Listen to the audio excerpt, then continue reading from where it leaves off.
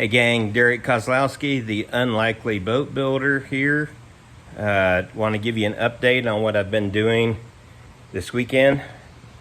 I have been painting a lot of high build primer. I got the cabin painted, got the floor, the boat painted. I got the outside. I got 2 coats on everything, almost. There's a few little areas that aren't. A few little miscellaneous bits and pieces that I'll have to get. So, a lot of people said, oh man, that looks great. How do you do that? And I heard one comment that I'm just building a dinghy. And or how did you build up to this? So let me kind of give you a breakdown of that. Sorry, I'm shaking a little bit. I'm beat of holding my hands up. There we go. So the boat is not perfect. It is far from perfect. I don't think any boat is ever perfect. I have seen masters out there, Lonnie being one of them, that really just do a phenomenal job. And I look at them and I just think, man, you got so far to go, dude. So, the whole thing behind the Unlikely Boat Builder is I have no idea what I'm doing. I learned this stuff literally by getting on the internet, buying a kit. How do you do epoxy? I have no idea. The first time I laid epoxy, it was awful. I had all kind of friends commenting because I simply had the courage to post it. And people were like, hey dude, you gotta do this. Or man, you have way too much resin on there and your fiberglass is just floating. Guys, there's people out there that'll help. So if you think you can't do this, let me tell you, there is nothing special about me other than I don't know what I can't do, all right? So the whole point of this is, yes, you can do it. If it starts with a dinghy, great. If you want to build a 42-foot ketch and sail the 7 seas, spoiler alert, that may be in the future, but I mean, you can do it. It's just a matter of one piece goes on to another, goes on to another, goes on to another. How much love and sweat are you willing to pour into it? And then how much are you willing to make mistakes to correct them?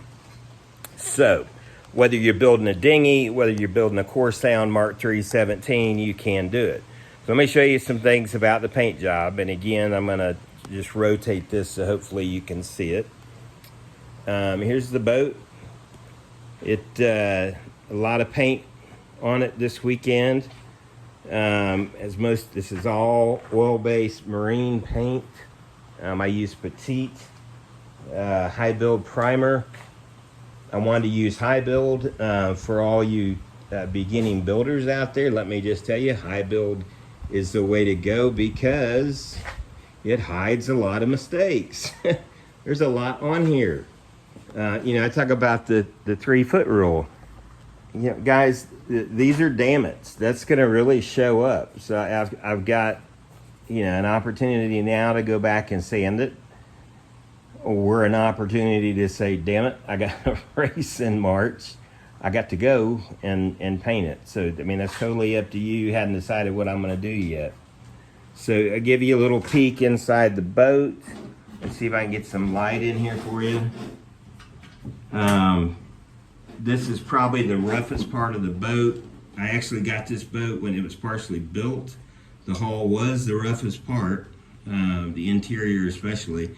I've done the best I can to clean it up, and I'm going to call it good enough. There's runs, there's drips, there's cracks. I will go back and fill those spots that you see open right there just because I feel like I should. But, it's the inside of the boat. I'm not going to worry too much about it. The ceiling, whatever, it's white. I'll put one coat of gloss on there and call it done. Now, the outside of the boat you really want to pay attention to. So it really doesn't matter if you've got some inconsistencies in your fiberglass and stuff. What you got to worry about is it watertight? Is it strong enough? I mean, there's a look at the spinnaker pole.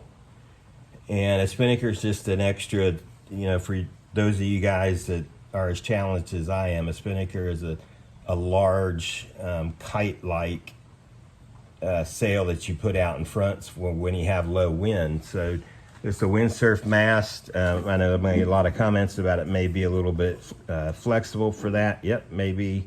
But usually Spinnaker's in low wind situations or downwind, so I think it's going to be okay.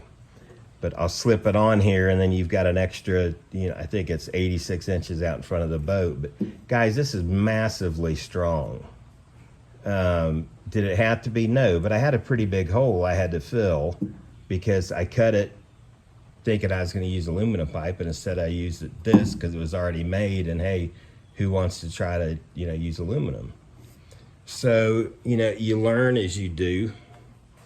And, there's some things like these.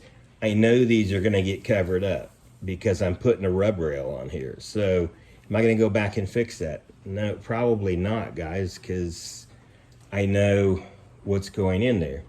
The other thing is, in the eyes of the builder, there's a million things that you see that are wrong. Are they truly wrong? At a certain point, you just got to say it's good enough. It's the whole point of a sailboat's not the building, it's the sailing. So let's get to the sailing. So, and just to show you that I too am human, probably more human than most others who do this, I'll show you where I spent $60 today. Dun dun dun dun dun dun dun dun. Oh my gosh. Look at all that high build primer spilt into that storage hatch. That is half a gallon of paint I had to scoop out of there. That's going to take a long time to dry what's left. There's just no way of getting it out.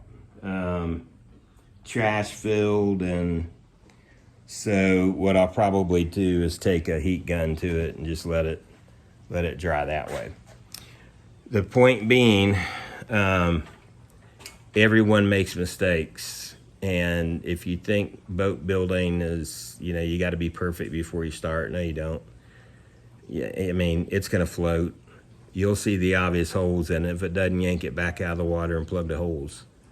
Build it off of plans. I haven't built any original boats that are completely on my own plans. I have taken a Sawzall and cut up somebody else's plans, Colin, and